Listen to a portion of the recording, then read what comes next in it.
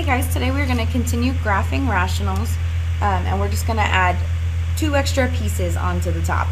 And so what those are going to be called, and we're going to be identifying removable discontinuities and slant asymptotes.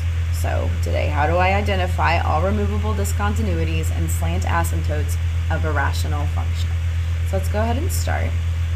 Biggest thing that we have to remember when we're graphing a rational function is you always have to factor at the very, very beginning. Otherwise, you may lose something important happening, or you may try to graph this and go, oh yeah, this is a high over low, so there's no horizontal asymptotes, and you just kind of move on with your life. So the first thing that we're going to do is factor this. The top part, if you notice, is a difference of squares, which is going to factor as x minus 2 times x plus 2. And then the bottom is x minus 2. So, really terrible, freaky thing just happened, and you can cancel out this factor. And you may have seen this last year, but whenever a factor cancels out, then there is a removable discontinuity in the graph of the function. And removable discontinuity, that's a mouthful. I may abbreviate that as RD, or this is more commonly seen as a hole. Okay, but they're going to talk a lot about removable discontinuities next year in calculus. So you could graph this on your calculator, and it would be kind of hard to see that there's a hole there. You'd have to zoom in really, really close because it's a really tiny little hole, but we can't have anything happening at x minus 2. So whenever this happens, whenever you have a factor that cancels and there's a hole right there, what we're going to do is, in order to figure out where that hole is, the x coordinate of that hole is basically the 0 right there. It's the 0 of the canceled factor. Okay, so the 0 is whatever you set your factor equal to 0. In order to find your y coordinate of your hole, what you're going to do is just plug in whatever you got for the x to whatever remained after you factored out and canceled that piece. So if I was looking at this one, and I wanted to find my removable discontinuity, I would know that the 0 of that factor is at x equals 2. Okay, so this is my removable discontinuity. My remaining part of my function, after I canceled stuff, I'm trying to make sure I spell remaining right, would have just been y equals x plus 2. So if I plug in 2 into that, I would get that there should have been something at y equals 4. So I have a hole hanging out at 2 comma 4. So whenever I figure out where my hole is, I go ahead and I graph it, and I'm just going to make an open circle there to say I can't actually have anything there. And then after you've got your hole, you get to graph your remaining function. And this one's actually really weird because it's just a line. This is a line with a y-intercept of 2 and a slope of 1. And so when I connect my dots, that's a good line. I connect my dots, and then I just kind of leave that hole out of it. Okay, so it's just hanging out here. And so if you hadn't realized that something would have factored, you would have tried to graph this as a rational function, and it would have been useless because it's really just a line. Okay, so let's go ahead and practice doing this with a real rational function that has a hole in it. So we have x minus 5 over x minus 5 times x plus 2. That's really nice because look, they already factored it for me, and I can see that this thing is going to cancel out. So I already know that there's going to be a removable discontinuity. There's going to be a hole over at that spot. Okay, so what I have left then, after I cancel, my remaining function is going to be careful here, it's 1 over x plus 2. Okay, and so if you want to go ahead and graph your removable discontinuity first, if you want to graph your hole, we know that my x is going to be 5 there. The 0 is going to be 5 at that point. And then if I go ahead and plug 5 into what's remaining, I would get 1 over 5 plus 2, or 1 over 7. So it's going to be kind of weird to see here, but I'm going to have 1, 2, 3, 4, 5. And if this is 1, it's going to be pretty close down here. But remember, that's going to be an open circle. So I'm going to, make sure I make it an open circle, not a closed circle. Okay? So there is your hole, your removable discontinuity, whatever you want to call it. And then at this point, you get to just graph what's remaining. And so this is just what we did yesterday, where we have to find all those pieces.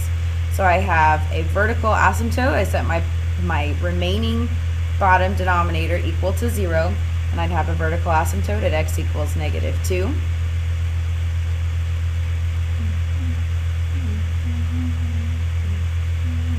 Okay, so I have a vertical asymptote at x equals 2. I'll have a horizontal asymptote.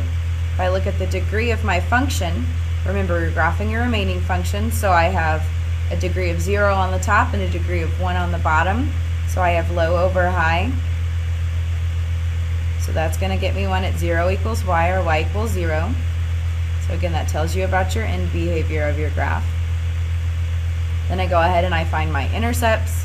My x-intercept is going to be where the top is equal to 0. Again, you're doing your remaining, so 1 equals 0. That's not true. This graph is not going to touch the x-axis. And the y-intercept is where x equals to 0 of your remaining. And so right here, we'd have a x-intercept at 0, 1/2. So if this was 1, then I go ahead and I'm going to graph this at 1/2. Okay, and then I can do my sign chart if you need to. I kind of already know, based on what my graph looks like, that I need to be in the positive direction over here, because I have to go through that intercept and then kind of pass through that hole, but leave a blank there. And then I also could test a point after that -2 and know that this would also be a negative down here. So it's going to make that weird branchy shape. And I totally messed that up. I'm going to do that one more time, a little bit better. Okay, this was just the parent function shifted. It ended up with a hole in it. Okay, the last thing we need to know about rational functions are something called slant asymptotes or oblique asymptotes. So this is going to happen when you look at this and you were going, okay, well, I wanted to find my horizontal asymptote, and I found that it was high, so it was a degree of 2 over a degree of 1.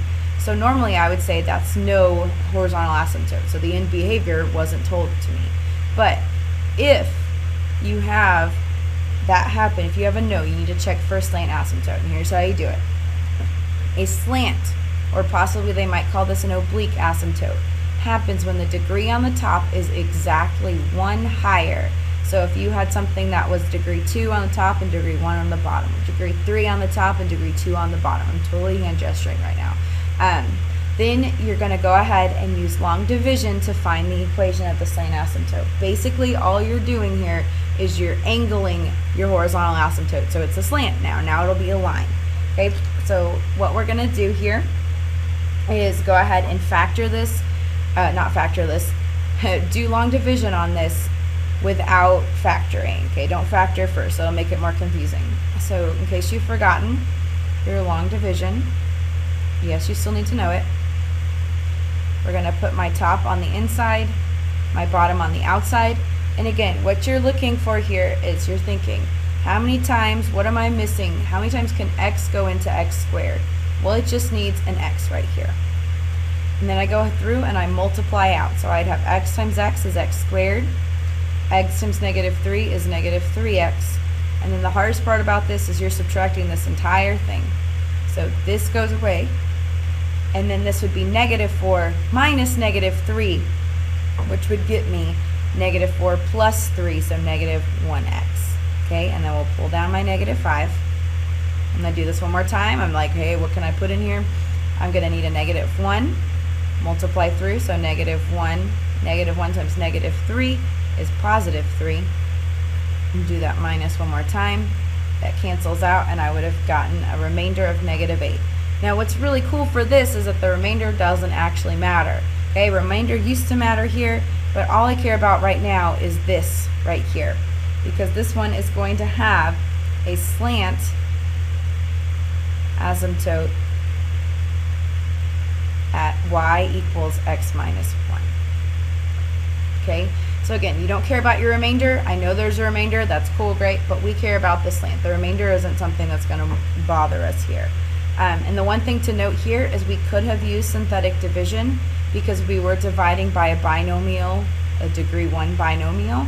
But if you had something that was x squared or x cubed or whatever, you'd have to know how to do long division. Okay, So if I go ahead and I want to plot my slant asymptote on this graph, remember this is just going to be a line that has a y-intercept of -1 and a slope of +1. And then I go ahead, and again, this is going to be a dotted line because it's just an asymptote. It's just telling me about my end behavior. So don't make big old dots on here. Okay, now that I have that, I can name all the rest of my pieces so I can finish graphing this thing. So I would have a vertical asymptote. We set that bottom equal to 0. And I would get that x equals to 3. So I have a vertical asymptote at 1, 2, 3. And I didn't do the one thing that I was supposed to do before I started, and that was factor, because I could have had a hole, but luckily I knew I didn't. So this would have factored into x minus 5x plus 1 all over x minus 3.